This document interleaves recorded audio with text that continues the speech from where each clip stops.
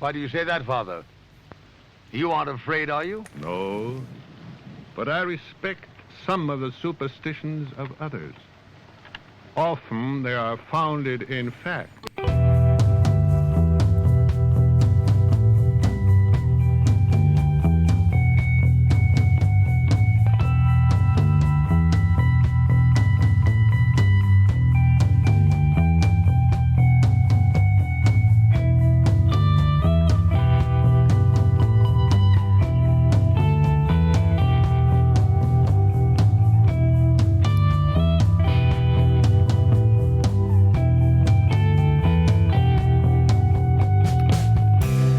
Broadcasting live from our Sanctum Sanctorum in Venice, California. This is the Sixth Sense Society. I'm your host, Krista, here with our producer, Mike, and we are going to be welcoming back today Lama Kathy Wesley, who's going to be sharing her thoughts about conflict and resolution of conflict according to the Buddhist way.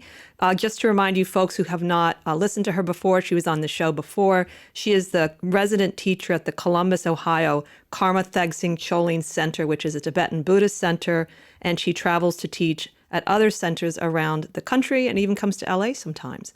But before we get started on our most fascinating and timely topic, Michael has a few announcements. Hi, everyone. First of all, we just passed our 500th subscriber. So thank you guys so much for supporting the show. Please share with your friends. And we continue to grow. I think we added 65 new subscribers in the last month. So we're very, very thrilled that everybody's enjoying it. And we love the comments we get. We love the fan mail that we're getting. So please keep it up. We will have the live chat on today. So if someone does have a question for Lama Kathy, then please put it on the chat and I will cut in and we will ask for you. We have a couple of great shows coming up.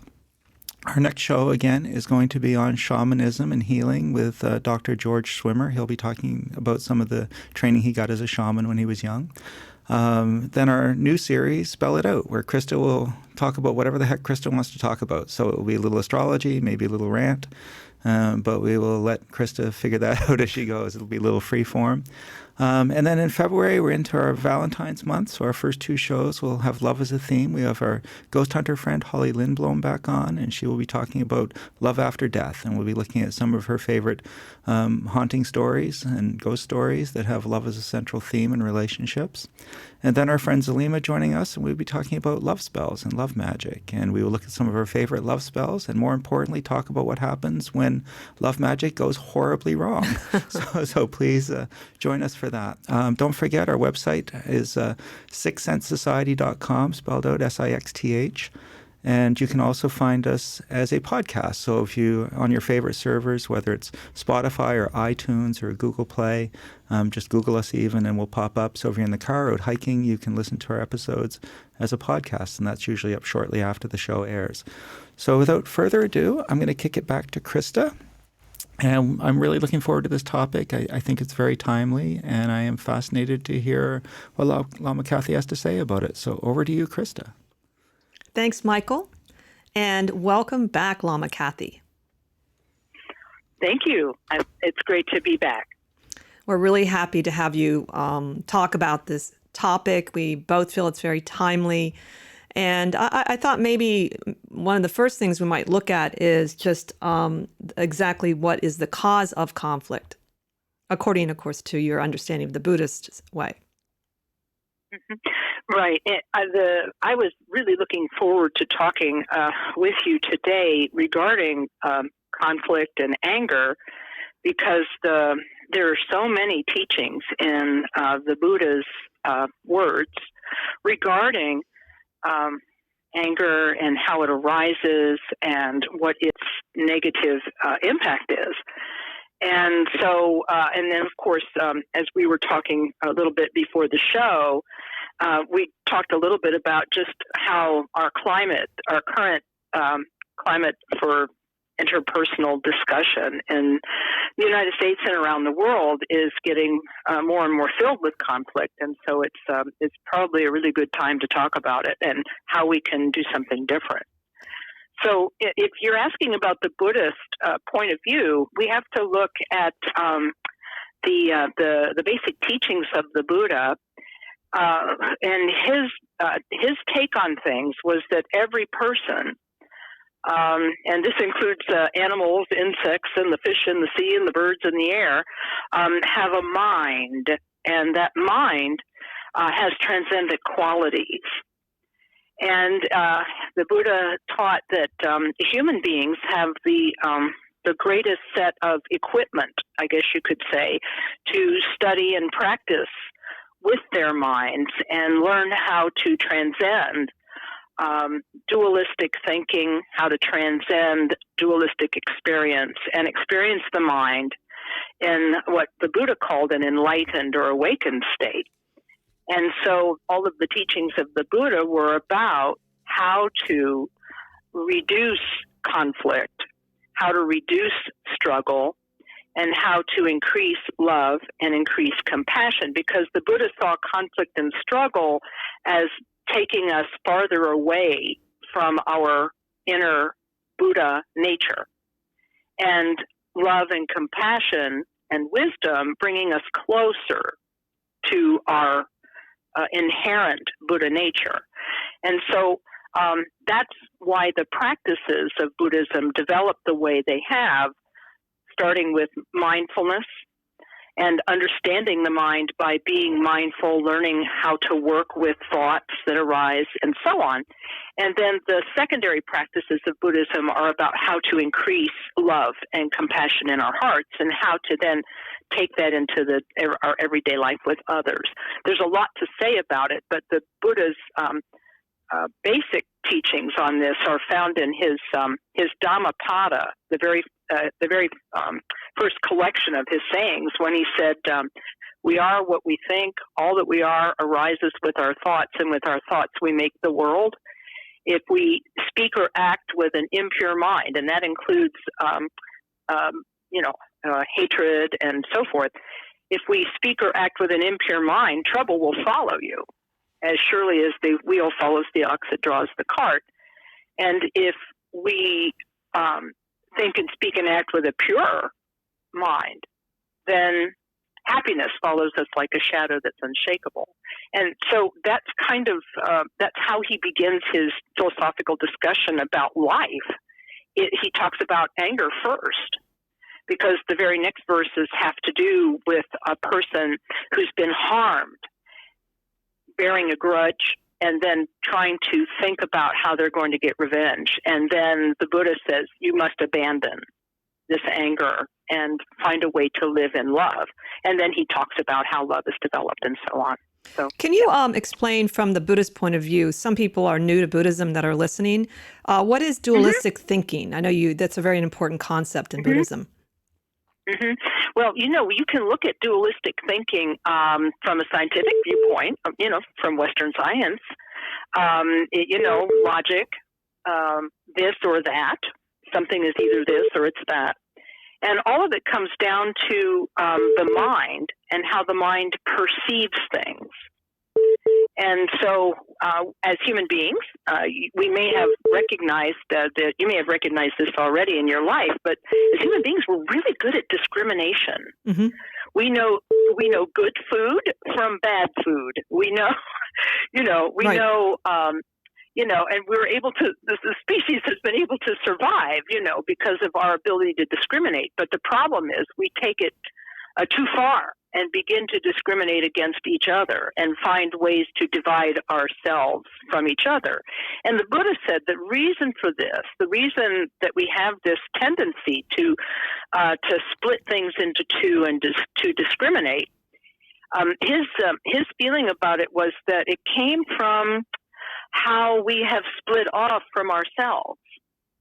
And so, for example, this example may have been one that I used in our last conversation, but if it is, I apologize for repeating.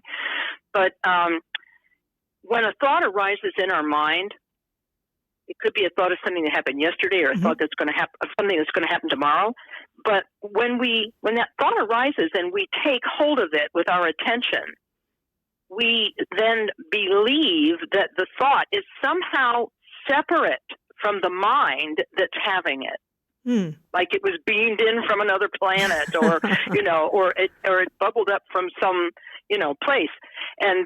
But somehow when it appears, we think of it as being separate from us. How else would people be worried? And why else would people be mad at themselves for thinking things? It's because they think that their thoughts are different than the mind. And the Buddha changed that around. He said, we are what we think. All that we are arises with our thoughts, and with our thoughts we make the world. He's saying that when we dualize and realize that our minds, when we split our mind in two, basically by saying, oh, that's me having the thought, and that thought is a thing. That's where duality begins. And he said, a good awakened person, a thought arises and they see it like an ocean wave that heaves out of the ocean, rises for a moment, and then disappears back into the ocean, having just about as much significance as a wave coming and going. But the problem is we grab them because of our habits. We have a habit of thinking, oh, I am having this thought. And so we posit I or me. And of course, the minute you posit I or me as having all these thoughts, there's dualism right there. Mm. And then once you have self, you have other. Once there's me, right. There's not me. And then, of course, the me tries to conquer the not me. We try to get people and situations and money and things because we perceive that the me needs that. Right. And so this is if I'm, where conflict comes from. Yeah. So it sounds like, the first place in any understanding of conflict is working with one's own internal way of seeing conflict. Is that how you would view it as a Buddhist? You know what? I think that that's a good start because the Buddha in that little quotation that I was giving to you, mm-hmm. the very next section, he says, hate never once dispelled hate. Only love dispels hate. And he said, this is the law, meaning the Dharma, the truth, mm-hmm. ancient and inexhaustible. And then he says, you too shall pass away. Knowing this, how can you quarrel? So he is basically saying that conflict begins in our own minds. And in fact, the great Zen master, Thich Nhat Hanh, mm-hmm. he says we'd like to think that if we wanted to resolve conflict, we should just we should send all of the atom bombs to the moon. But he said then we would just make new ones because the dualistic thinking that thinks I is better than other, I am better than that person, or I am better than that person. He said that will create more conflict, and then we'll make new bombs because we haven't resolved that we are all the same underneath the skin. That we haven't resolved that. I really enjoy some of his techniques, Thich Nhat Hanh, for living in a fast world. So, for instance, he'll have, probably as you know, he has whole books on topics of fear and has one on anger. And I remember from the anger, his first suggestion is to wait 3 days. Now, granted, I may not wait those 3 days. I may wait only 4 hours or 2 minutes. Yeah. But mm-hmm. it still helps. The first thing is, and the other thing that I really appreciate about his books is he really doesn't judge a person's feelings. In fact, he talks about them as like your babies, your children that you have to bring close to you, not to push them away or feel ashamed, or because that's how you start to work with them. Right. Exactly. It's Pema Chodron, the Tibetan Buddhist teacher from the U.S. She says, your mind is the sky. You are the sky. Everything else is just the weather. and so what that means is that if we can take one step backwards from a conflict, whether it is by waiting 3 days or 4 hours before we engage, or whether it means we did what grandmother used to tell us to do, which is count to 10 before you open your mouth. That's a good one. I would say, and mindfully breathe for that 10 count. That'd be the Buddhist in me adding to what Grandma had to say. Whether we have to take a step back. And if we take a step back, we can look at the situation from a broader perspective.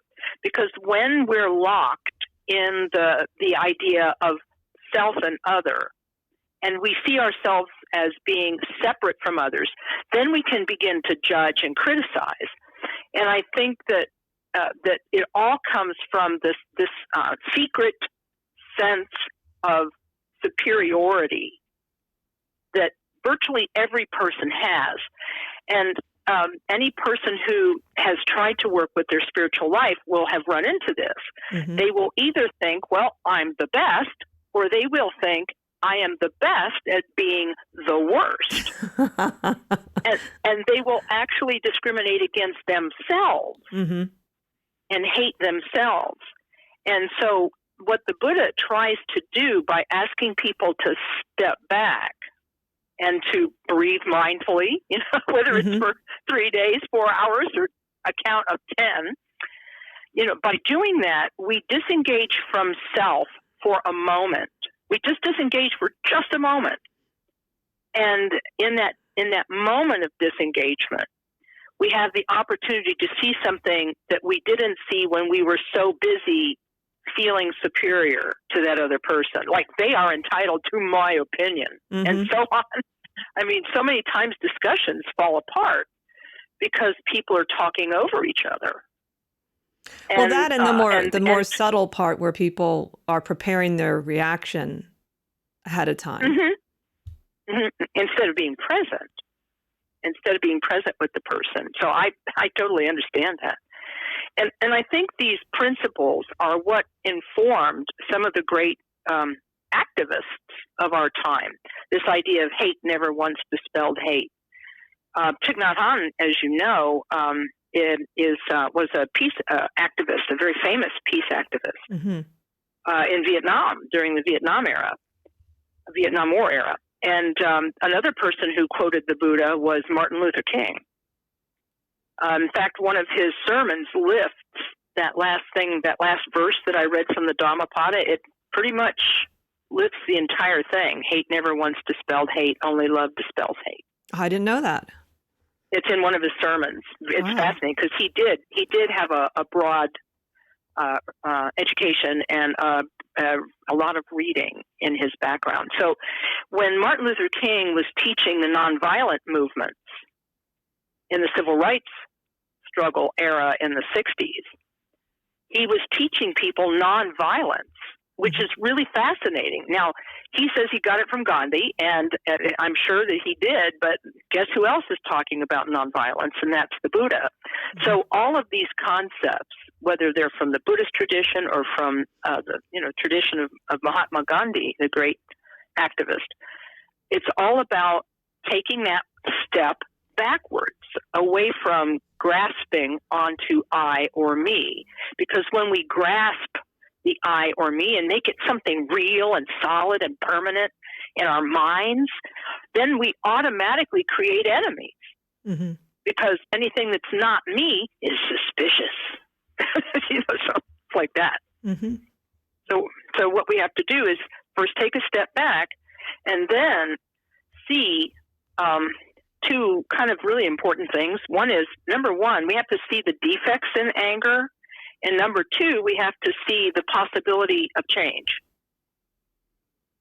So could you share with us some simple ways a person can work with their mind from the very beginning to begin to even notice what's going on? Let's say, because I remember when I first started meditating, I thought, how am I going to really see what's going on? My mind is so fast, and it seems impossible initially to have that sense of even understanding what's going on, because we're rapidly, thoughts are popping in and out, and we don't even know why, and we're reacting to them physically. And so what would you suggest to start with, something to help people? Mm-hmm. Yeah, I think what you've just described is exactly right.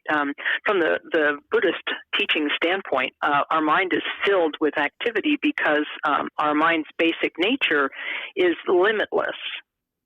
It's unlimited. Our mind has no color, no shape, no location, no beginning, no end.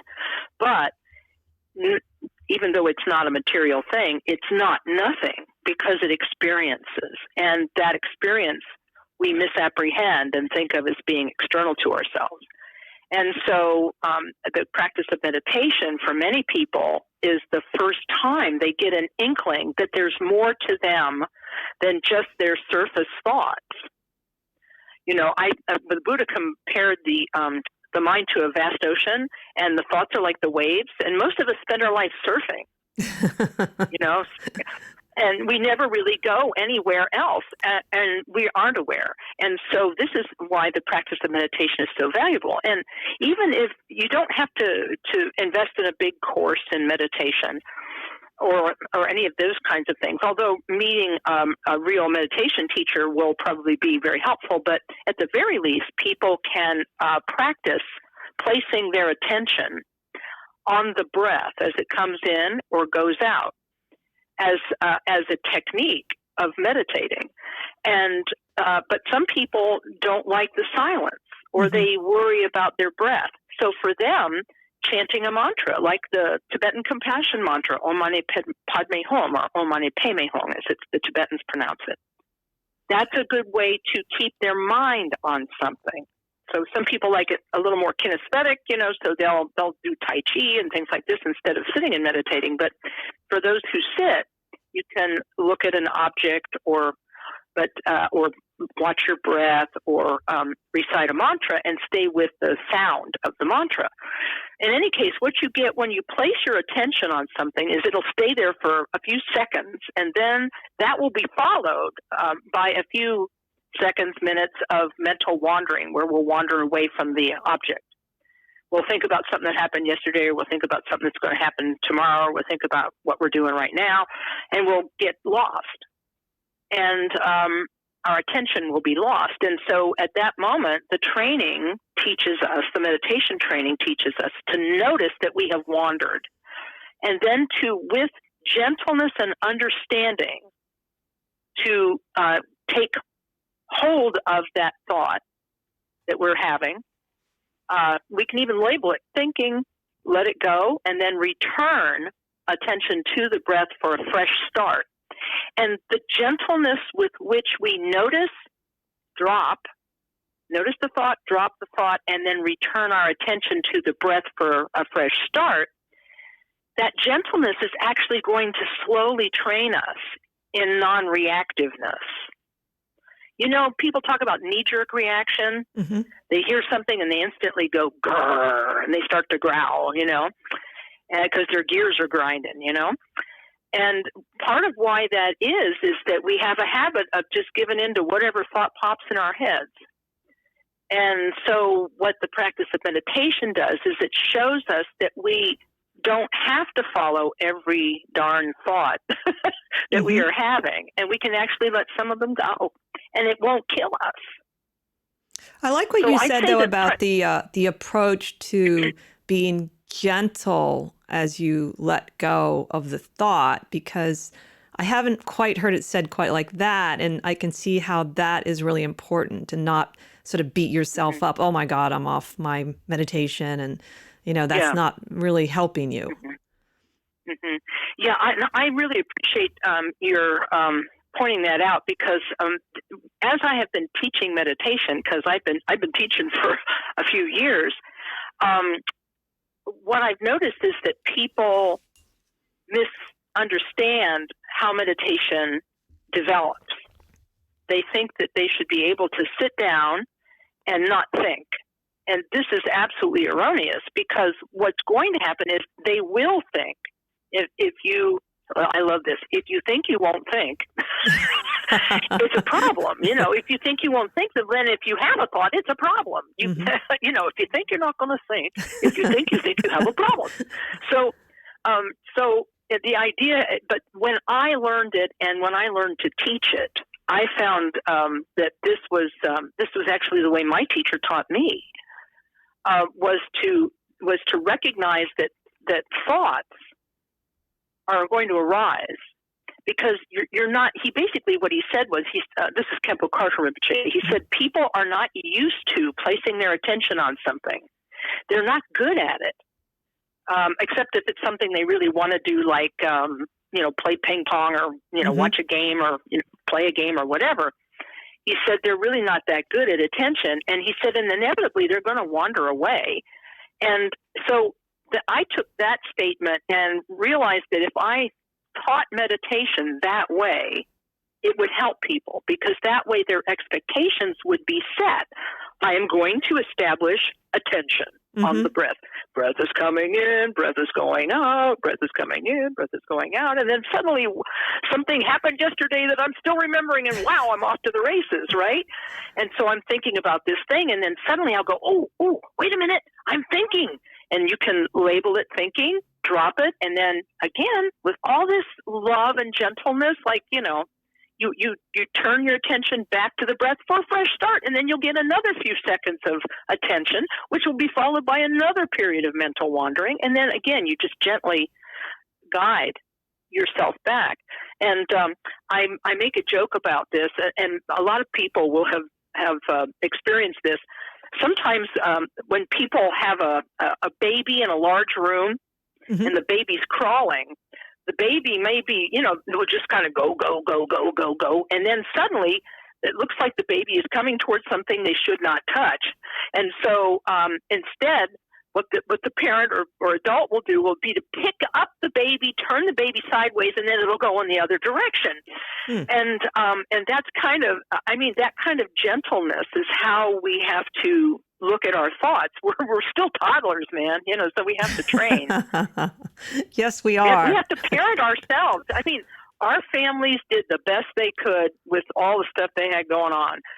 And now it's up to us to parent ourselves the rest of the way. And so this gentility, if we apply this gentility in the practice of meditation, it will actually begin to arise in our non-meditating time. Very true. And the one thing I remember when I learned from Khenpo Rinpoche was he told me to start with just a little bit of time, but every day. He said it was more important to do 10 minutes every day than 2 hours twice a week, because it had a snowball effect. And then sometimes you do end up wanting to do more, but even then it's the consistency. And I guess because it becomes a habit, maybe. That's right. Because one of the things Rinpoche said was, he said, all we're doing in this lifetime is making habits. And those habits, if you think about it, those habits are where we live. We live inside of our habits. I am the kind of person who likes this or dislikes this or wants this or doesn't want this. And these are habitual, and we can actually change habits. Habits can change. And I think that going back to my earlier thought, which is that the two things we have to understand is, number one, the defects of anger, and number two, the possibility of change. I think that this practice of meditation is a way to make change and effect change right on the spot. Khenpo Rinpoche said one time, he said, a lot of people in the United States have not learned anything about Buddhism except, from school or whatever. He said, so they don't have a lot of confidence in it at first. And he said, but you teach them to meditate, and they actually get a moment to experience their minds in a different way. And he said, that gives them confidence that maybe the Buddha has something to say to them. I like that. And yeah, I know, it's really interesting, right? And so in any case, I think that for many people, meditation is a form of self-compassion. And then the other thing that you get from meditating, besides this gentility and this non-reactiveness, is you begin to see everybody else who is not a meditator, and you say, oh my gosh, they're really overwhelmed by their thoughts, aren't they? And you begin to have compassion and empathy for them. So instead of being suspicious and not liking other people, you begin to feel like, oh man, I've been where you are. You that is aggravating so true. Person out there. That is so true. I've been you. I have been you. I'm still sometimes you, I think. Well, there you go. If I'm being honest. But you're absolutely right, because I have I've studied a lot of different traditions, and I mean, like, as far as like I really studied some Kabbalah, and I had stopped most of my Buddhist practices, mostly because I didn't have time for anything, because I always did feel like they were valuable. But then I really felt I needed to get back to them So I started something really simple. I just did the Tara mantra. Like I had a certain amount I did every day. And I wanted to say I also set a goal for the first time on my own. And I did a really big one. And I realized it was really helpful just as a goal because it helped me to have like, I'm a human being and it's nice to have set of, okay, I got this goal now. And even though in some way it doesn't really matter how many times you do it, it helped me to be consistent. And I learned to be more consistent. I learned about discipline. I was really amazed how effective it was to have sort of maybe something that was really challenging, not like, oh, I'm just going to do 500 mantras. And I think I started that about 6 years ago. And I do notice a difference in my inner turmoil. It's not as much. I mean, it's just not the same as it was inwardly. I was controlling it more. I was really, having to hold back more. And then, my husband, of course, would get the brunt of some of it. So I did it to see how it would work just as a mantra. Just, I'm going to do the mantra. That's all I'm doing, and it helped. It really helped. Well, and I think that your experience shows the value of a short, consistent daily practice, because that's where we started this part of the conversation was, and I forgot to get back to it, so thank you, is the value of doing even just 5 to 10 minutes of something on a daily basis. And I think that being able to just watch the breath or recite a mantra for 5 or 10 minutes as a way of taking care of yourself and dropping thoughts, you get better and better at dropping thoughts, and that this is what produces these feelings of non-reactiveness and contentedness and also empathy for other people who just can't quite get there. All of that comes from this short, consistent practice. And people say, well, I have no time to do it. And I always tell them, well, look at your day and see where you have a break, where there's like a little break point, something you do every day. And like, I think I may have shared this last time, but I met a woman who put her children on the school bus every morning and then would go and read the paper and drink coffee. Remember newspapers? Anyhow, so, I used to work for one anyway, but she used to do that. And I said, well, there's your point. There's your point. Instead of, and get your cup of coffee, and instead of reading the paper, go and sit in your meditation seat and do 5 minutes of something and drink your coffee, and then you can go read the paper, and she started doing that because she found a spot in her day. And I found another guy who, when he got home from the gym, he always, kind of cleaned up and got ready for the evening. And it was right after his cleanup, then he said, okay, I'm going to sit right now because I'm right near my meditation seat. So that's how we make this gradual progress. And it's very gradual. You won't see the benefits of meditation in a week, but maybe after 2, 3, 4, 5, 6 weeks, months. It's something that happens days, weeks, months, and years, because it took us a long time to get here, and to get confused, yes, and to get universal. I think all human beings universally have attention deficit problems. I think it's a human thing, and so and of course, then our modern devices. Don't get me started on cell phones and stuff. Oh yes, and the internet. All of that just really messes us up, and it chops us our attention even more. So now we fear being alone with our thoughts, and we fear what's going to happen. But if we have this technique, the technique will keep us safe. Basically, we won't go wandering down some rabbit hole. We'll actually use the technique of returning to the breath or returning to the mantra as our way of discarding distraction that usually only fuels negative patterns like attachment and aversion and ignorance. And this is a good... Go ahead, Michael. One of the things that I wanted to ask about or come back to perhaps, and we did sort of touch on it a little bit, I think, is the emotions and way that plays into conflict in the sense that I think that so much, lust and fear basically for the two basic ones. But when people are afraid, the way that they lash out quite often, and we see a lot of that in our society right now. People are afraid that some immigrant is going to take my job, so they become very violent towards immigrants, or they are afraid of their religion being taken away, so they're going to attack every other religion.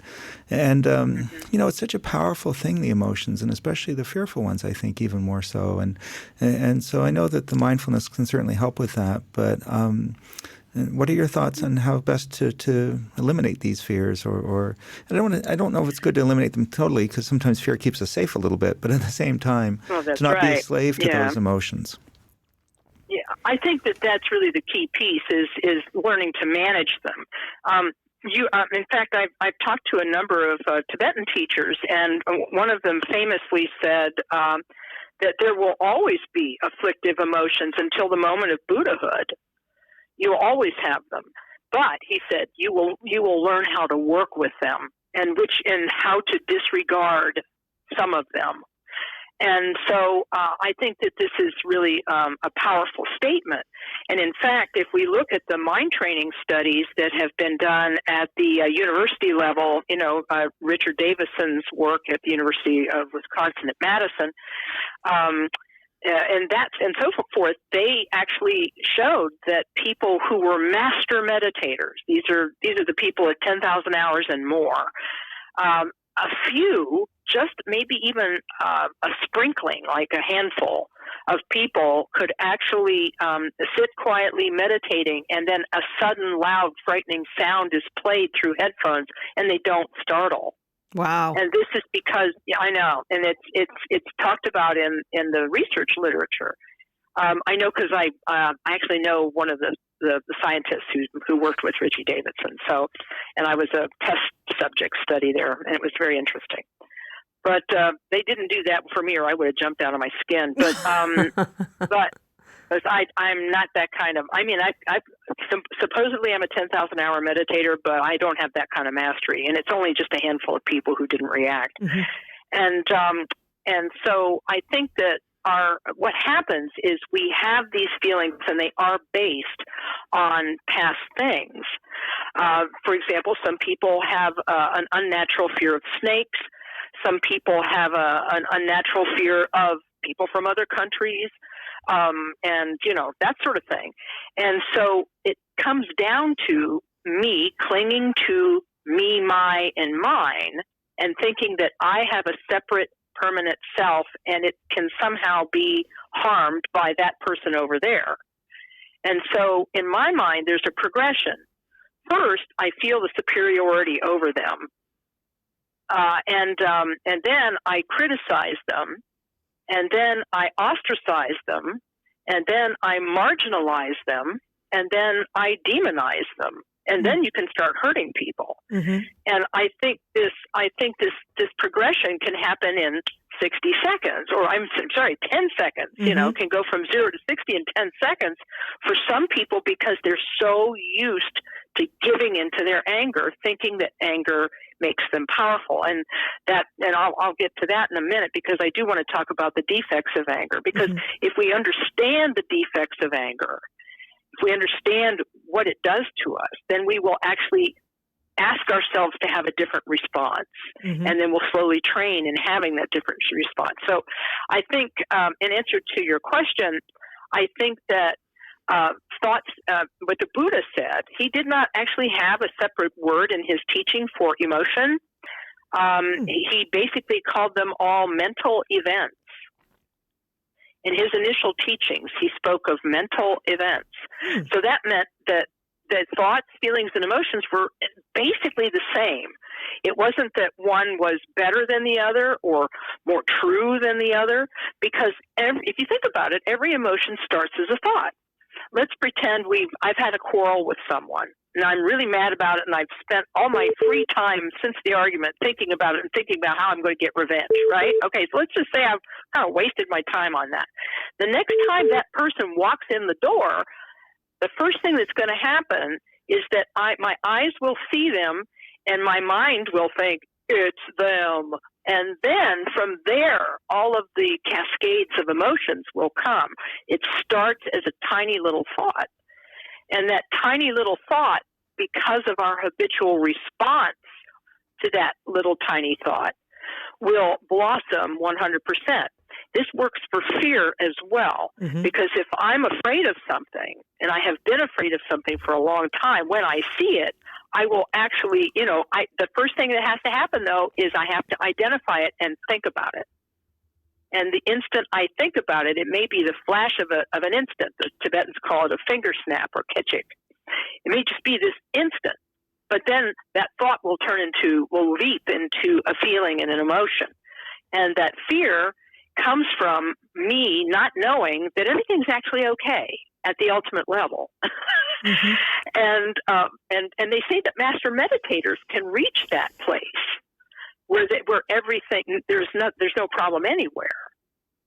And this is why you could put somebody in a functional MRI imaging chamber, look at their brain activity, and then play a loud sound to them, and they don't jump and they're not startled. Because at the ultimate level, when they're resting in that ultimate state, nothing's wrong. Even enemies are okay. Well, isn't it? It sounds like, too, that it's about not habitually responding. And if I am reaching that level, I am responding from the moment and not from the history that I carry into the moment. That's true. And if you train in love and compassion, which it's a separate training, and the reason it's a separate training is that we love some people naturally, but not everybody. And because we don't love everybody, we have to train and pretend to love people from a safe distance usually. But, if we can train in our meditation by using compassion meditation is the main tool that the Buddha gave us for that. By learning compassion meditation, then we forge a positive bond even with people we dislike. And when we can forge a positive bond even with people we dislike, then actually if our being patient with them will be a function of our caring for them and hoping that they don't cause themselves a great deal of agony by acting out in anger or hurting others. Does that make sense? Mm-hmm. Absolutely. So what would you consider to be more specifically the defects of anger? I think that this is based on the teaching that Trungpa Rinpoche, who has a center in Vancouver and also in Orange County. He has a group in Orange County. His teachings say, because I was present when he gave this teaching, he said, we make a mistake about anger because it seems to arise so naturally. We think that it's our friend. And we think that it makes us strong. And we think that it makes us righteous. And we think that it makes us the dealers of justice. And he said, and it does none of those things. He said, if we really look at what we're like when we're possessed by anger, he said, we're stupid. We make mistakes. We're actually weak. And we're very far away from our heart of love. And so, and by the way, science backs this up because, of course, people who artificially maintain states of anger, which I'm guessing includes people who watch television programs that upset them and make them angry, or listen to talk show hosts or whatever who make them angry. Even those people are suffering because the hormone cortisol is being, basically injected into their bloodstream, and it's making them sick. It's physically making them sick. It leads to diabetes and high blood pressure and all of these things. So anger is not our friend, but it takes a lot of thinking about the defects of anger. We have to think about the defects. And the fact that if we're angry, sometimes we get so angry we can't eat, we can't sleep. Shantideva, the great Buddhist saint from the 8th century, he said, we wear it on our face, and people flee from us, because we're so angry. We can't eat, we can't sleep, and people flee from us. So, it's not a good thing. In no way, shape, or form is anger ever good. And it does arise as a natural response when we see injustice. That's my statement. Trungam Rinpoche did not talk about that, but I understand that when people see an injustice, they immediately respond with an angry feeling. And that's true. Primates are wired for it. They did tests with monkeys, and they paid one group of monkeys for a task with grapes, and the other group of monkeys didn't get paid, and the monkeys who didn't get paid with the grapes, they sat down and had a sit-down strike because they were hardwired for justice. So we're hardwired for it, but the problem is once we get angry, we think it's valuable, so we keep making ourselves angry over and over again. Well, I think it's important, too. I'm glad you brought up the idea of anger and injustice, because what happens sometimes, maybe especially for minorities and women, is we've repressed our anger out of safety reasons, and we felt threatened. But I know personally, I can say I never thought I was angry in my 20s. I was so repressed.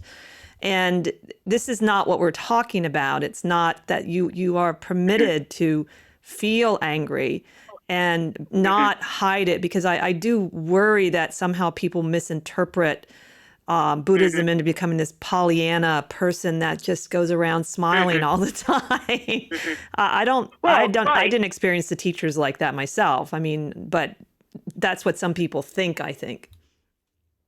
Well, and I think it's a very valuable point, and we have to look at the difference between anger and justice.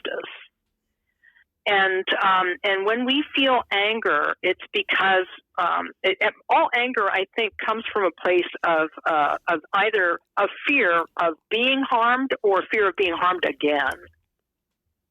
And seeing the injustices done to others, we want to correct those injustices, so we feel righteous. But the problem is, if we have to separate the gut feeling of anger, we have to actually separate it from the pursuit of justice, because you don't need to be angry to pursue justice. It's not required. There's no place that says you have to be angry to pursue justice.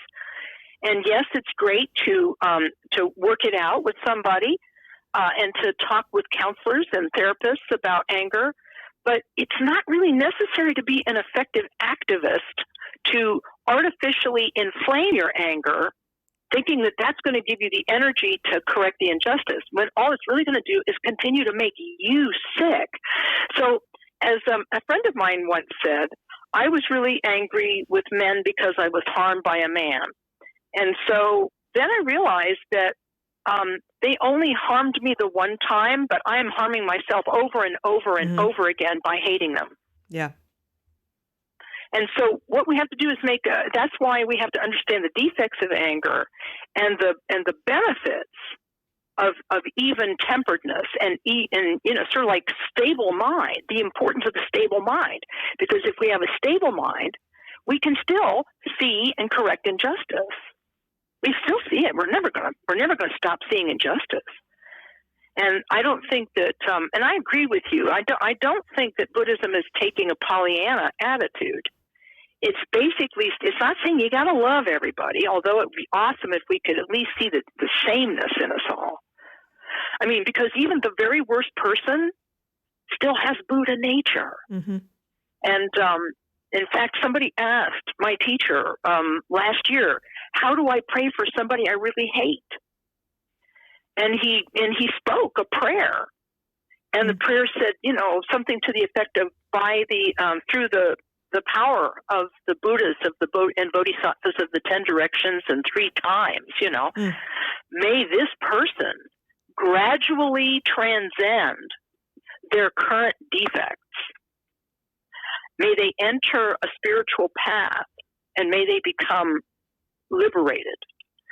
So we don't tell the people we hate to figuratively or really go to hell. We don't tell them that.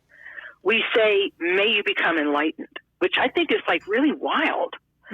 But that's what we do. And if we can do that for people that we feel hatred toward, if we say, may your mind be opened, and so forth and so on, that's better than hating them and writing hateful things about them.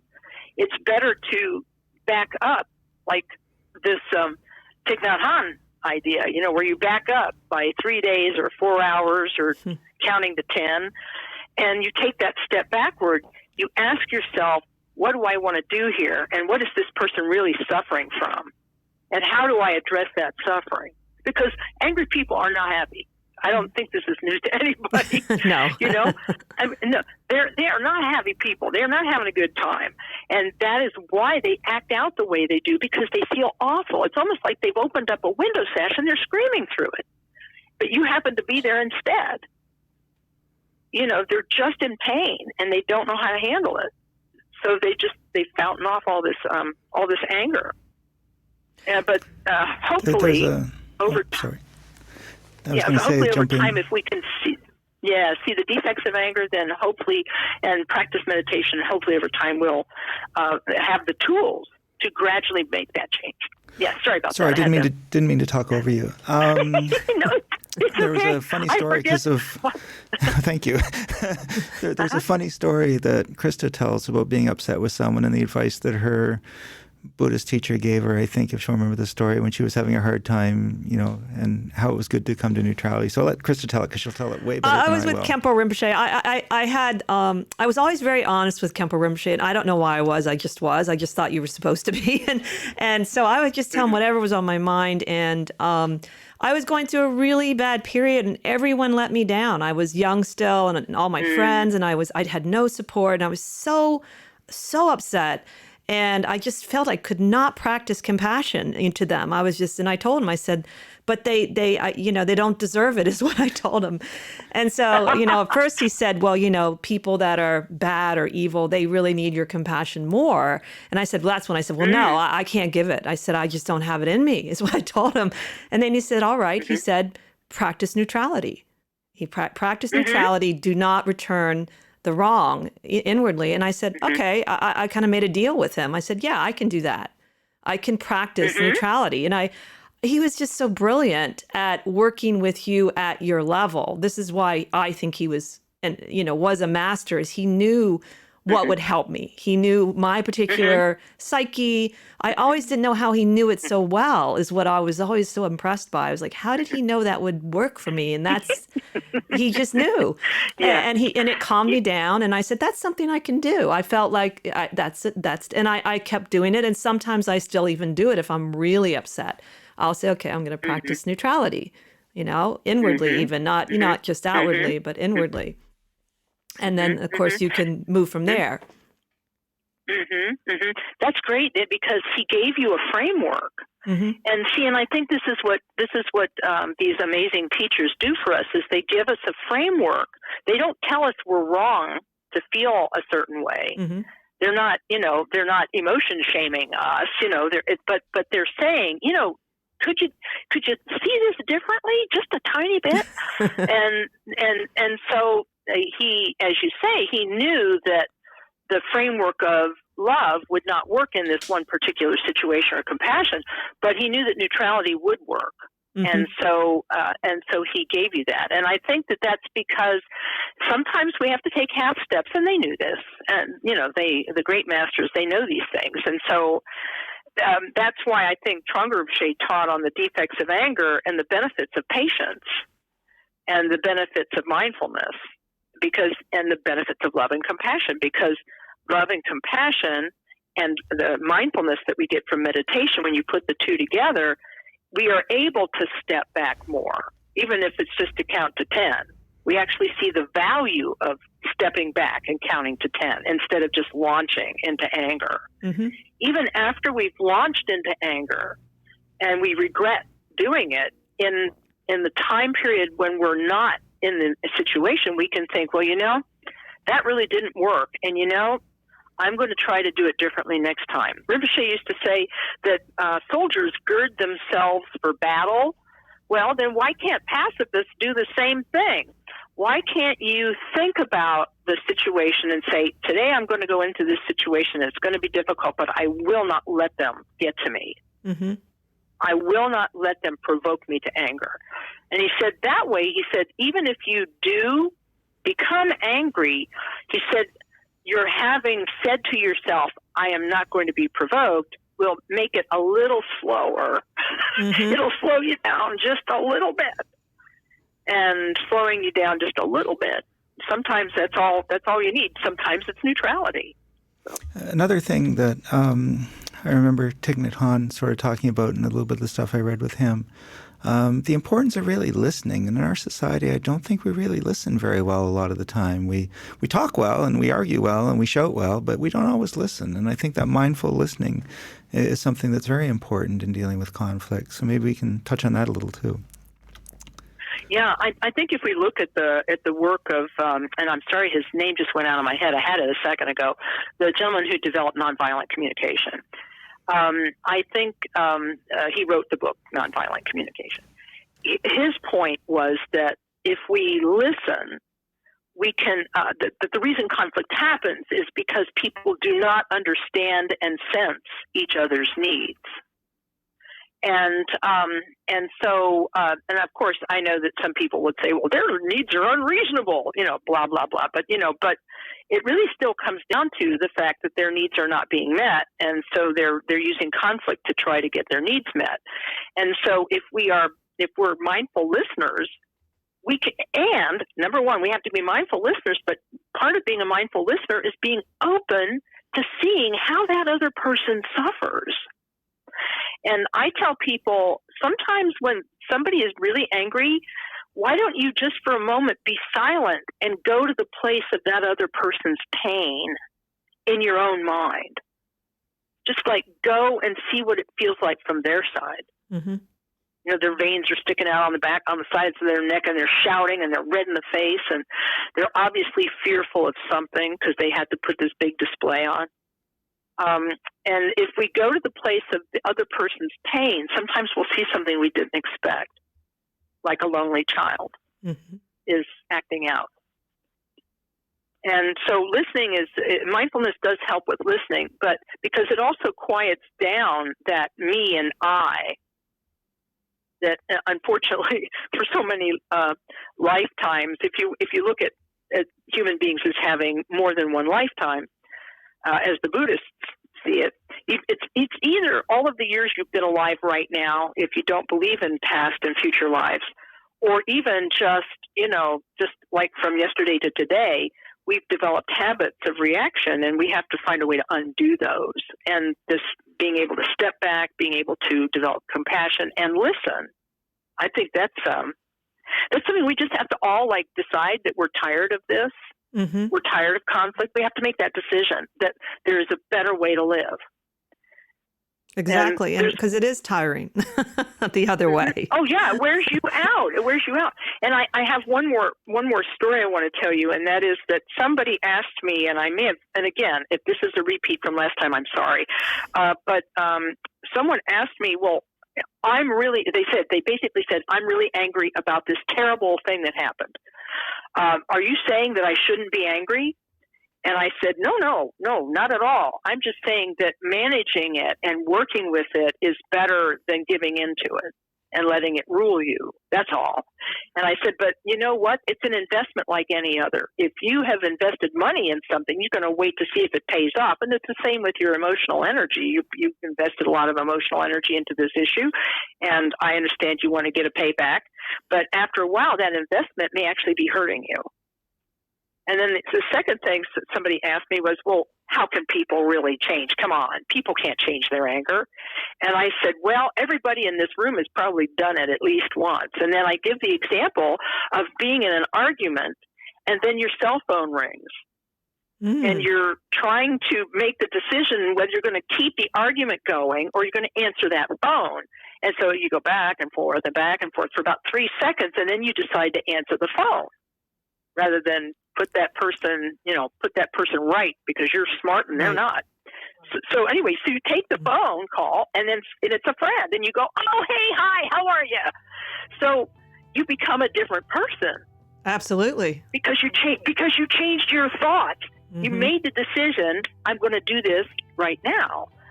And so if we can make that decision purposefully, there we made it sort of accidentally, but because we were arguing and then somebody called, but that just shows you how fast it can change. Amazing. Just that fast. That's a really good example. So we are winding up. Everybody's done it. Everybody's done it. And we are winding up. If you want to find Lama Kathy, she has a website, lamakathy.net. And we really enjoyed talking to you. We could definitely go on about this. So thank you so much. Really appreciate it. No, thank you. It's been wonderful to visit with you. I always enjoy our conversations. Well, thank you. We really appreciate that. And we look forward to talking to all of you next week. We're going to be talking about, I forget now, what are we talking about? Oh, well. Anyway, my father. So he's going to be back. And anyway, we look forward to next week when you can join us again as we continue to explore the esoteric and the obscure together. Have a great week.